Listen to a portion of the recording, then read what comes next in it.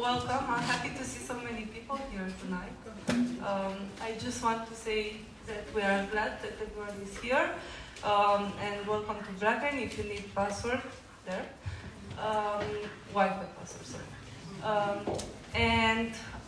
Just want to mention a few words about Blacklane. We offer chauffeur services, so black cars, fancy.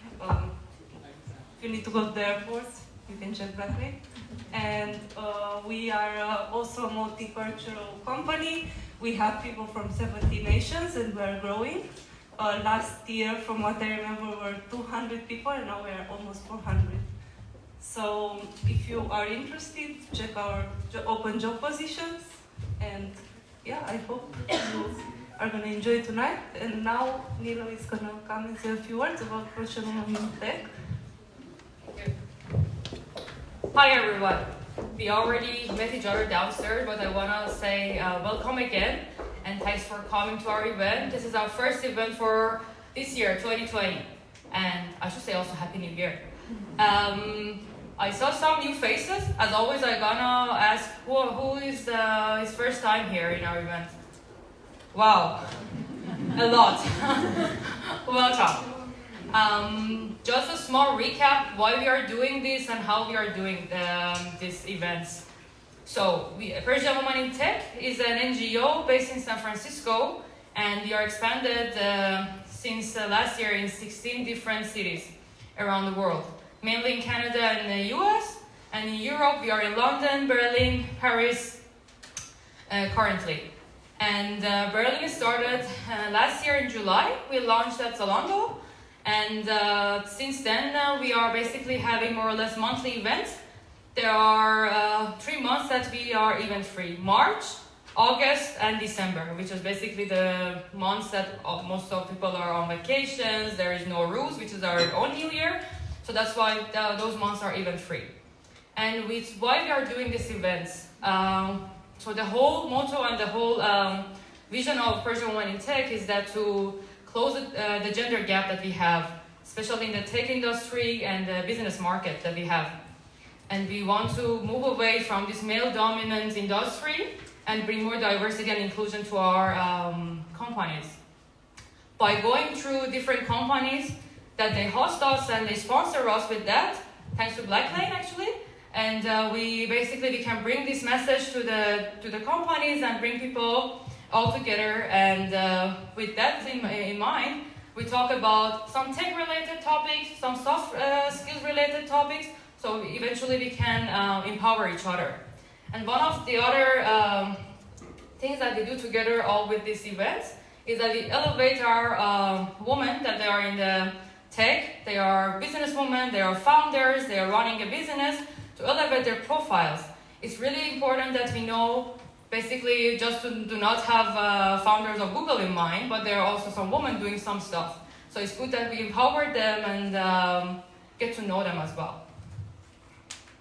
Perfect. So if you know that your company is also interested in such these topics, always you can reach out to us and connect them with us so we can basically schedule other events for the next year or this year. Thanks a lot.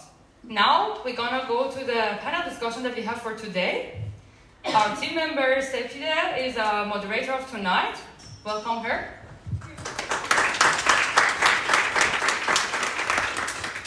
And we have very, very amazing speakers for tonight. I gotta start with Sanaz.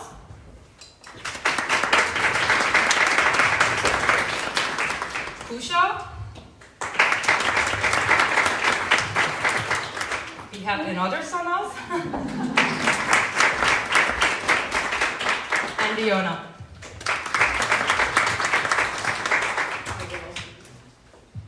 Thanks.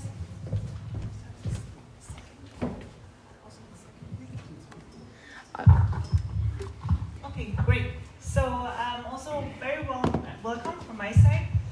Today we're going to talk about which strategies can improve team dynamics. Team dynamics, just to give a short overview, are extremely relevant because they're also telling us how profitable a company can be. So it affects performances and also shows us how satisfied employees are at their workspaces. And so we can tell that poor team dynamics will lead to demotivation and thus also to loss of skilled staff and loss of revenue. So today I want to introduce you shortly our panelists, and I will start right away with Sanaz Araghi. She's part of a globally active company, also leading a multinational team of 7 members. In her current position, she has experienced a transition in her role from a team member to a team lead. Koosha Kaveh is a co-founder and CEO. He's leading a team of 4 people in an early stage technology startup. And before, he worked mainly in teams of 5 to 10 people for multinational consulting firms across the world. Then we have Sanaz from Elsner, an experienced business coach and career advisor who coaches teams of different backgrounds and sizes to also solve conflicts. And she has had also various team experiences, also as a former job as a dentist, and also at consulting firms. Then let me finish with Ioana, Surdu-Bob. She's a software engineer here at Blacklane. She's introduced herself, and she has experienced a recent increase in her team from 3 to 8 people. Right? Great. So now we have a little more information about our panelists, and I would like to start right away with Sanaz. So you, as a coach, if you look at team developments, what would you say? Which stages do teams go through? Well, actually, there is a theory of Tuckman. It's a group dynamic theory, which says that in every team, people come together and work as a team. There are 4 stages. The first stage is forming. Everyone is polite and introducing themselves and starting to learn things about each other. The next stage is storming. The politeness vanishes normally at this stage, and conflicts show up. And the third stage is norming. So people learn the rules of the dynamics and how people work and get to know each other and know what the pinpoints are, or the problems normally are. And the best is if every team achieves to get to the performing stage, the last stage, which will be very good if you got to this stage. And every time you got a new member, you start again with the forming, storming. So it's a never-ending story, actually. Okay. Very nice. So, Ioana, so as your team has increased over time, what would you say, in what way do you experience the different stages? In what stage are you at the moment? And just please tell us about your challenges. So currently, I would say that my team is in norming stage. Why norming? Because recently we've seen some drastic changes in terms of 2 teams have merged into one, and we have also welcomed some new team members from out that have joined the company. And even though it has been only 1 month, I feel that we've been doing really well. I do not, coming from a software development background, I think it's very important to mention that coding is not necessarily metric for performing. And new team members in the company coming from different backgrounds have raised and created some very interesting discussions that end up to increasing our quality of our service, which I have to mention did not happen actually in my first team at Blacklane. When I joined, we were mostly a remote team, and I felt like I didn't really get to know my team members. And I think looking at the root causes of what happened, we were in storming stage, and we skipped getting to know each other. And if there's anything that I could say about people working with the remotes, is get to know people that you work with, because it's part of your work tasks and what you need to do in order to get to perform. So for the challenges, you would say also aligning with the team when working remotely is one of the... Yes, and not necessarily only about work, also knowing how the work that we do gets to their common goal and what they care about. Getting to know how to respond to people is also based on the background. So even though sometimes we seem like we're doing some technical jobs and this is our job, it's not necessarily the only way of approaching situations. Mm-hmm. Does it sometimes get into conflicts or? Yes, Okay. I would consider that. Okay. We don't need to know everything about our workmates, but we need to know what bothers them or what we should avoid saying in order to not get to the not express some opinions in the wrong way so that the other person doesn't hear you properly. And Sanaz, if you could just quickly tell us, as a coach, would you then say that conflict in teams is always bad? No, actually, I love conflict. That's they're my favorites. Well, actually, as I told you, there are these phases, and then in the storming phase, there are this conflict. They show up normally because people let down their masks and talk real with each other. I think what really is necessary is a strong leader who moderates the conflicts in between the team members, and also asks always, as you already mentioned, what's bothering them? Is there something wrong? You know, there is always this picture of the iceberg, and you only see the top of it, not the rest of it. So, as a team leader, I would always suggest you ask your people, what's the problem? And if nothing is helping, then you see if the team has maybe a better idea how to solve this conflict. And even then, if it's not working, I mean, you can always bring me in or a mediator.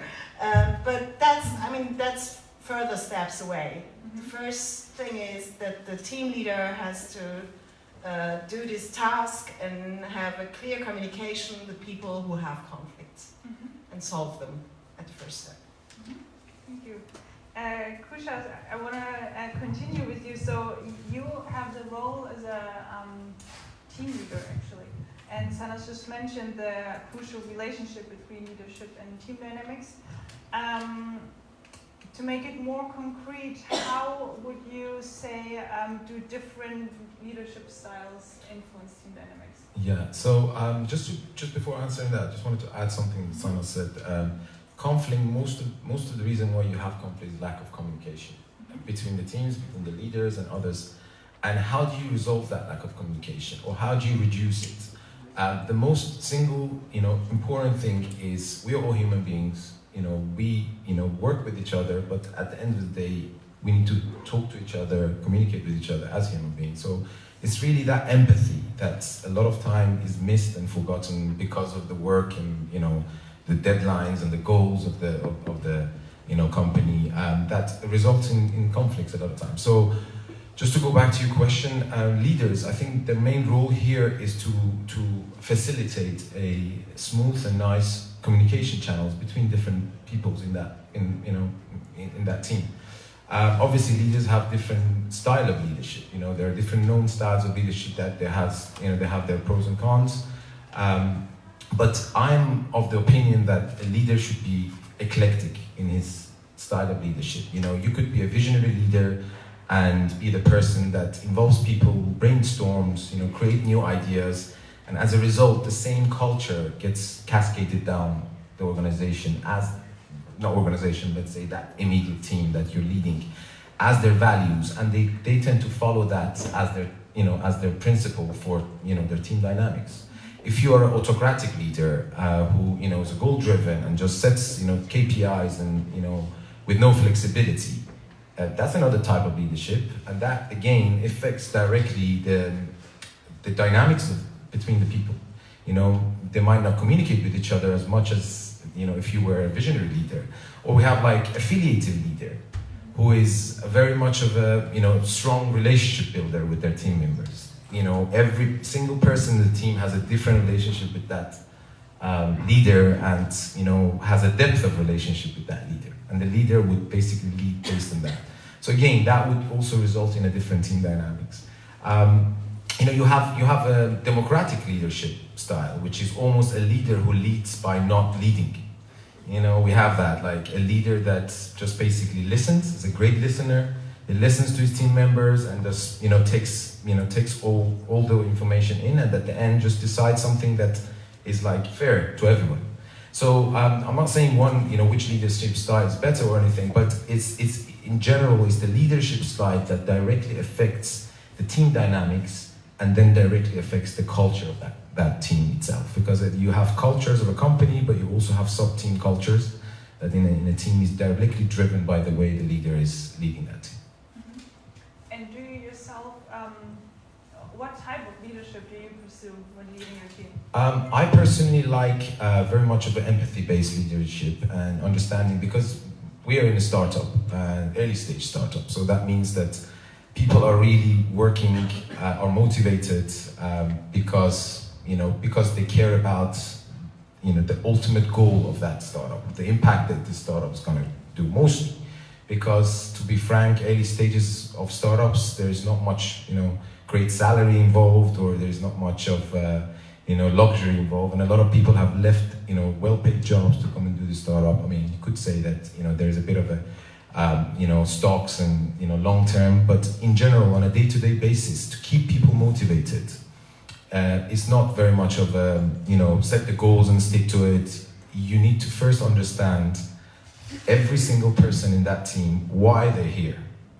One person might be here because they love the space and they're so passionate about the goal of the team. Another person is there just because they love the flexibility of a startup. They've just come out of a corporate lifestyle that they were 9 to 6 or 7, and they had to deliver, they had to do so, and they just love the fact that you're having fun and talking everybody in the same way. So you need to lead that person depending on what their motivations are. And so I personally like that idea of individually leading people based on what motivates them, and take that forward. I think that could also work once you're out of the startup phase as well. Empathy again is everything, I think, in great leadership. And probably also like as a role as a father someday. Yeah, exactly. No, I was gonna say like it's very much team dynamics and conflicts. You mentioned it's also has a lot of resemblance with relationships and family. Obviously with a lot of differences, but No salary involved. exactly, there's no salary involved there. And yeah, I mean, so it's a bit similar because there are people involved. Essentially. Conflicts, communication, empathy, motivation they're all common, whether you are in a startup or in a relationship. You want to say something? What's perfect? Then I would like to continue with you, Sanaz. You yourself underwent like a transition of roles. So you were first the team member and then became the team leader. And I was wondering, how did your responsibilities change, and how did you yourself experience the shift in roles? How was the perception of the others and your own perception? I joined my team in Talixo, the quality team, as a team member, so you get to know your team members, you have a running team, and it's a totally different atmosphere when you're a team member. Then being in any growing startup, there are divisions or there are expansions, so our team reviewed the expansion and we had a division of our team, so we had to change the structure of the team.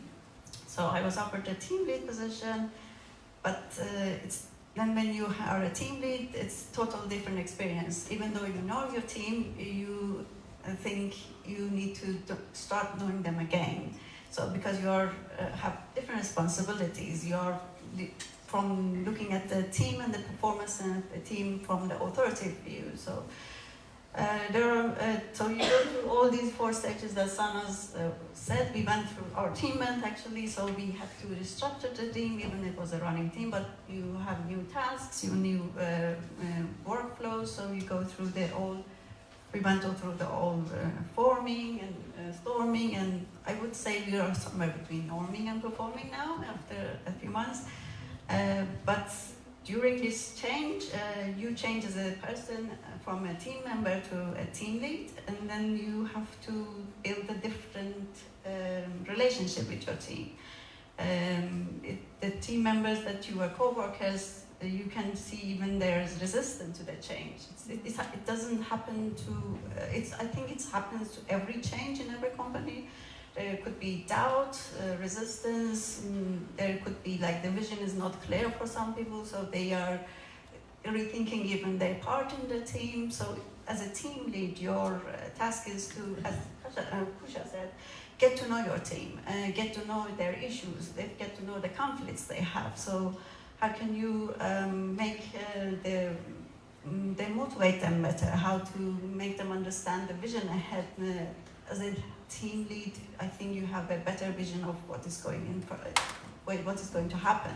But maybe for a team member, it's not that clear. So for me, the most important thing in a team is to be clear and communicate it with the team.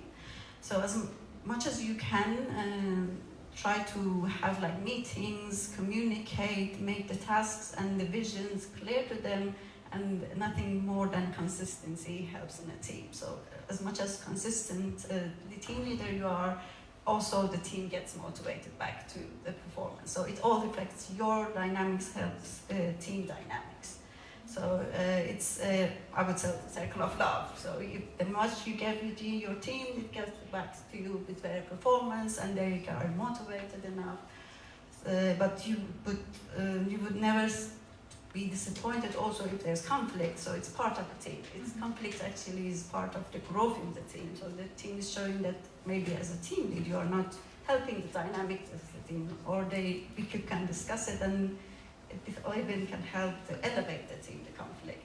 So for me, is what I would say is to just communicate and keep consistent, be empathetic there, and keep a consistent look for your team members, how they are looking, how they are acting, how they are performing, how they are communicating. And what I also find especially maybe in Berlin startup atmosphere, is very common that the teams are very multicultural.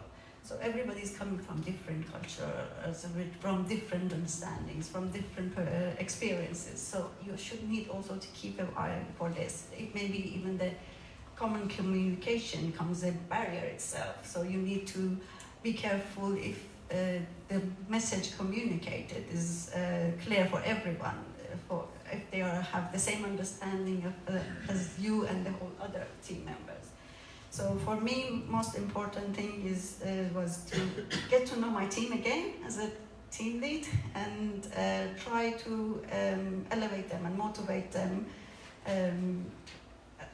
My vision was also with empathy, to be there for them and lead by example. So if you are there for them, and then they understand that the motivation, and they will be motivated enough to. Another question is that also to you. You mentioned that there is sometimes a resistance to change in teams, and I'm wondering how do you work with this resistance? I mean, what are your tactics? Again, I say every change. It could be small changes in the job flow, or a big change like a team change. So if first of all, you should notice it. You shouldn't ignore it that it will pass away or something. And then when you notice it, try to find a solution. It's not usually the personal solution. It's actually, as Anna said, talk with your team. Sometimes you can find a solution together with your team. So what I really like is mentioning what I usually try to do it religiously, to try to solve conflicts or the issues we have or the changes we want to have in team meetings, weekly team meetings.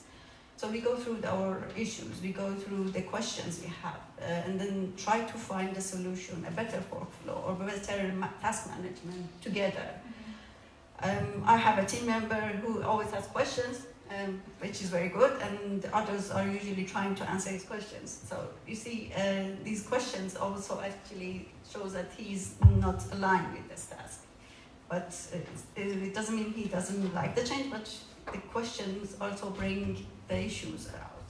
So that's what I like, just communicate and to set the goals, why we do this. Even sometimes the questions come because the goal is not clear. And then if they don't know why this is happening, then they will resist it. Why should we do this? Why should we apply this change? But if you communicate the goal and then set the exact go through them with the team, then they would understand their goal ahead. It's not just a task change or they have to do extra work or something. It's just try reaching the future goal. So for me, it's communicating, going through it, and being clear with the whole team about it. Thank you very much. Ioana, maybe I can ask you for like a personal example or something. So we just heard that from the view of a team leader, that communication is extremely important. And if you hear this, do you sometimes still feel that, everything what was said is right, but still people do have problems to communicate? Did you yourself experience that? Feeling right in what sense? Sorry, I didn't. Sanaz just told us that communication is the essence of solving also conflicts. And I was wondering, because we hear these things and they all make very much sense, but still we humans have sometimes difficulties to talk about more problems. like understanding. That's how, more understanding, and that's how, for example, Sanaz also has a job. What I would like to mention about change, if there's something that can be applied to people that are resistant to change, I would say that human behavior generally likes new things. You always want to try something new, as long there's something similar from this new thing that you can relate to in one way or another, okay? Compared to this, it's like this but newer. So when people are resistant to change, I think a good approach is to try to relate to something that they are familiar with. I don't know necessarily if I can maybe give a concrete example. For example, working processes.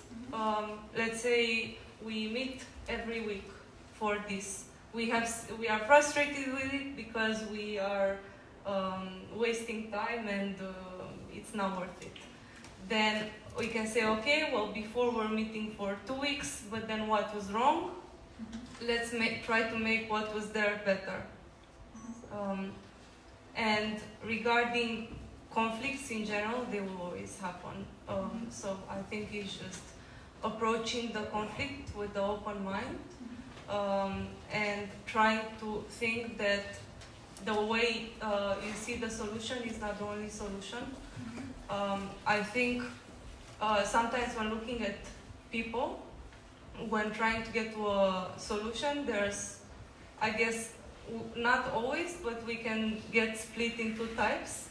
We have the perfectionists that like to have everything in an ideal world, and we have the people that are pragmatic and they just want to get it done.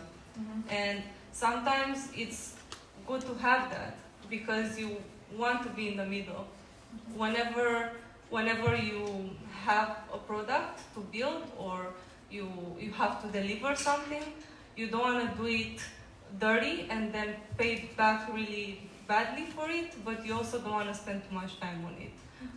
So I think regarding change and regarding conflicts, we just need to make sure that we understand other points of views in order to be able to get to the most appropriate solution. Sanaz, you want to add? Yeah, just something. I think resistance is nothing bad actually. It's a feeling inside the people who have the resistance. It's maybe fear of something new, you know, because normally most of the people are afraid of changes. People who are not are in a startup. See, I mean, if you go to some ministries, you will see a lot of them with a lot of resistance, because these people love securities and love their daily actions, and they don't want to, you know, something new all day, and different teams and different workplaces. I mean, some may even cry over having to change office. I saw it, really. I mean, it's nothing that I'm building up. He was crying over that he has to change his office room. So it depends. I guess in the startup scene, hopefully, there are not too much people with resistance, but it's mostly because they have some fears or not feeling secure enough. So as a good, strong leader, you always could communicate what's behind this. What is this resistance coming from? I mean, sometimes you cannot lose the resistance, then I think it's better to lose the people then. Mm-hmm. It's hard, but I mean, it's there are no compromises if I need to achieve my goals. So something like that. Yeah, I just wanted to add, you know, to sort of facilitate change, a lot of big companies usually resort to, you know, different team bonding exercises. You know, they sometimes take like the whole team out on an outing. You know, I've had that many times, in order to tell them the new plan about the organization and what are the changes that are going to happen. So basically, they are in a nice setting out in the forest somewhere where the new change comes in, not as painful. But I personally hate that. I've been through it. I just think the best way of doing it, is one-to-one communication and feedback, because people are always scared of being judged, even though they're in teams and they know each other, and that barrier psychologically is really hard to cross as human beings. It takes a lot of effort to do that. The best way of it is having leaders, again, like managers, sitting down and giving feedback, hearing feedback, because in those one-to-one sessions is when people feel vulnerable. They can, I can open up and talk about certain things that I don't like and about this change coming in, and even though maybe none of what they say may ultimately get implemented, but at least a leader has to take everything in a one-to-one session, as opposed to trying to just act cool in those outings and say everything is great and let's have a glass of wine together. And, so that's just something that came to my mind, because I had the same experience when I was back in a larger corporate going through a change. So you just mentioned the large corporates. Maybe you could also, because you're in the startup right now, maybe you can just compare the different perspectives of team dynamics in corporates and also in startups. Like how do even people in corporates feel as a team as they do at startups, because they don't have maybe those long working hours, or Yeah, well, there's been a lot of need, especially in the past few years, for larger startups that are almost a corporate now, to keep their startup culture, the team bondings, the team dynamics as they were, because they truly believe that it facilitates innovation and creativity. There are different, obviously that's a different topic to go into, but in general I think larger corporates, when the number of people in corporates increases to above certain levels, then different things get involved that can affect team dynamics. One is politics, internal politics, that is driven by many things. That itself, I'm sure you probably have experienced it a lot with that it just doesn't let people to bond with each other. No matter how great of a leader you are, no matter how good of a people you are inherently, but there are some things that it just doesn't align with you. And that brings, to create better, I would say, team dynamics in large corporates, again, it's up to two things. One is personal motivation, so understanding people's personal motivation and trying to accommodate that as a leader as best as you're allowed to, in a way, within that startup. And transparency. So a lot of times certain politics are not politics, they're just people not being transparent. If you start, sharing information that really doesn't really need to be kept to you, and be open with your team members, that creates a lot of trust within that sub-team, and still sort of keeps that feeling of a smaller startup and being agile towards productivity. And also concerning the motivation, to find out what motivation one person in a team has, what are the tactics you use to figure that out? Do you just talk to them, or do you have an HR department who does some psychological testings? Or? Oh no, well for us, definitely not. No, again, for us, we are give you an example where we are. We are a small startup. We sit next to each other all day. We know each other's even, to some extent, private life, which is not that good, by the way. Not to that level. You need to draw some lines as well. But for us, it's really easy because you know what people like and what they don't like, and you can easily align their, you know what their motivations are. But I would say again, if you feel like something's happening with your team or team members, even. That I used to do that to my peers, in my previous job.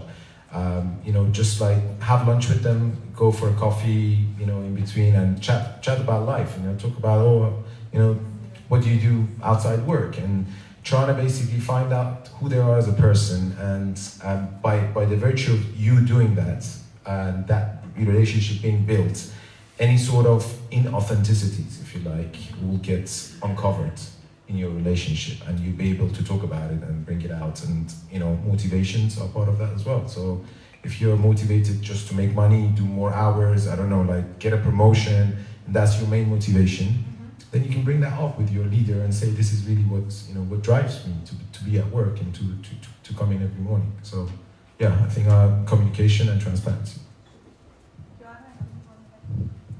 Yes, I would like to mention something about motivation. When you look at startups, the startup is the motivation. That's why you have joined the startup. Otherwise, you're joining the startup for the wrong reasons.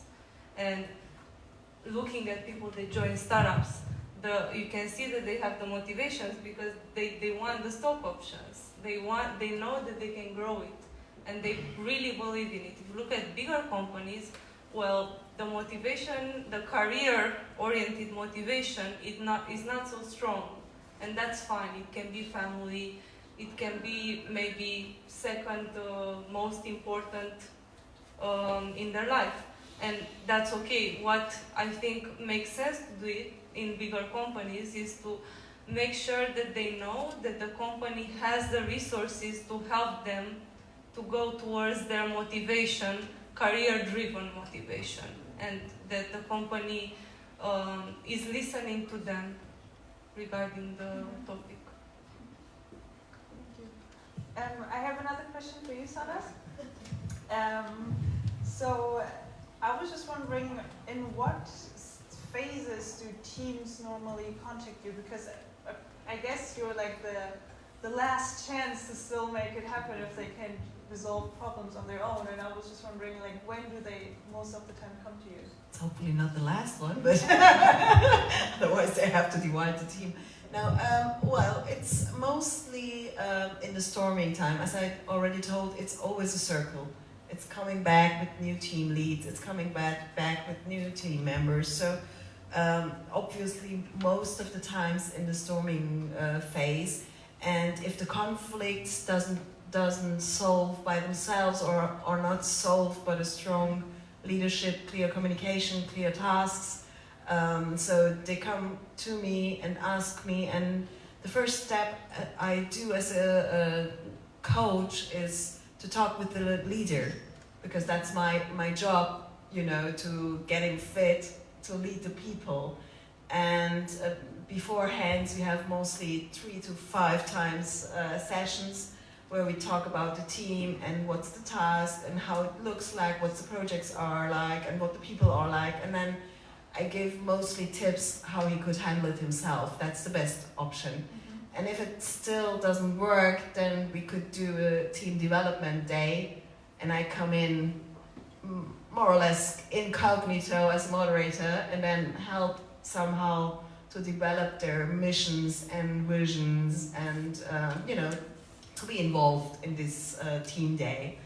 And then I have mostly a talk afterwards if it's helping or if it's not. So if it's not helping and you have, for example, 2 or 3 people, I had actually a client a few weeks ago with 2 very resistant people. He's the new team lead after 1 year and he was complaining. And I mean, the last option is to let them go.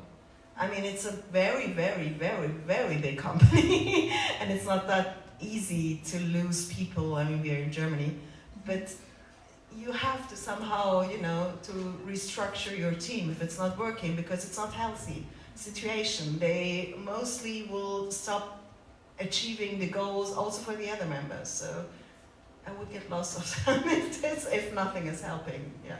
And I was wondering, what are the differences between a private relationship and a work relationship? Well, I would say it's depending on the person itself, because I worked at consulting firms. They love to be involved with each other, also private and going out and party, work hard, play hard, whatever. Which is fine, but I don't saw them necessarily as my friends. I mean, some remained really as a friend and some didn't. So, in a corporate, let's say, I don't know, ThyssenKrupp or whatever these big companies are, you could have both of the people who are into having dinner or going for drinks, and people who say, oh, no, it's 6 p.m, I'm going home, I'm not into going for a drink or something. Yeah, I just want to say, it's much harder to build again, great team dynamics at workplace than in a personal environment, because there are other motivations involved. For example, a team that even you have 2 very hardworking peers together, whether you like it or not, there is competition as well, healthy competition, which you're probably not going to have that much of it in a private setting. I also think mixing too much personal relationship and getting too much bonding also complicates issues. It's hard to set a boundary with how much you need to communicate or get bond with your team, but the basic is to get to know them and see how they are reacting to each situation. So it's very, as a team lead, I think it's they are your babies, you're watching over them. So as a baby, if you raise a baby, you're not all the time holding the hand, you're always just keeping an eye sometimes. So it's just keeping an eye sometimes to see the signs and picking up on the signs. And the most important thing is approaching them before it gets to conflict, if you can. Mm-hmm. Thank you very much. Another question to you. So you said the motivation is also a very driving factor, and it's important to figure out the person's motivation. How can we figure out how to fully focus the person's now I'm missing the word. Focus on the team's mission also. How can we align everything to that one common goal? Well, the short answer is that potentially it's really hard to do it 100%. It's really challenging because people are different. Their motivation changes, throughout. Suddenly personal situations will come in, and how would you handle that? And career goals changes and so on. But in general, it's really good to be again upfront with the person and understand what they want from this career specifically. For example, one of our employees, there are certain tasks he loves to do, even though maybe it's quicker and more efficient for someone else to take those tasks. But just because he has a passion for certain things, I would rather go a bit out of my way to make sure that his passions are also met, and as a result he feels fulfilled to the extent that I can from what we have manage it in order to prevent a potential boredoms and change of motivation in the future. So these are the little things that you can understand again by understanding what people like, why they're here, day to day understand what's going on in their mind. Not obviously again too deep, there's certain private levels that but yeah, that's I think it's very much of a case by case basis to navigate that throughout the team. Thank you. So before we open the panel to questions from the audience, I would like to collect a little take-home message for our audience. So after each other, which 3 ingredients would you say are the most important for powerful team dynamics? Okay, 3. From my experiences, I would say communication, consistency, and clarity. Yeah, I'm gonna have to go for empathy, transparency, and integrity. I have to no, it's the same now. Communication, no. And clear task, good communication, clear task, and team resilience. That wasn't, I didn't speak before. I mean, resilience, I guess it's common now. Everyone nearly knows, but overcoming hurdles, obstacles, that's what a good team makes, actually, to be resilient. For me, it would be feedback, collaboration, and most important, trust.